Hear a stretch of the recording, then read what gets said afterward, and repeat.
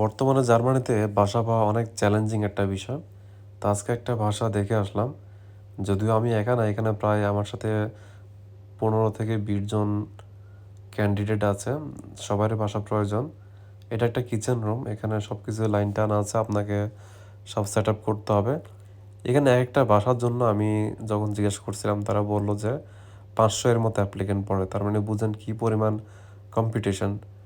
আর এইটা হচ্ছে একটা ওয়াশরুম। এখানে মোটামুটি সবকিছুই ফার্নিশ। মনে হচ্ছে ওরা রিনোভেট করছে এটা। সবকিছু এখানে নতুন এবং ক্লিন মনে হচ্ছে। তো এখানে আমার মতো আরও অনেকে আছে, আপনারা দেখতে পাচ্ছেন। তারাও হচ্ছে রুম দেখতেছে, কেউ কেউ ভিডিও করতেছে আমার মতো।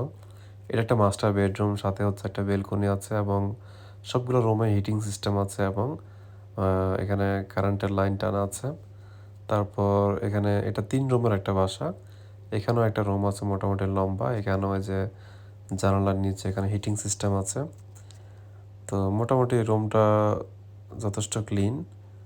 কিন্তু এটা একটা ছোটোখাটো একটা ফ্যামিলির জন্য এটা পারফেক্ট একটা বাসা।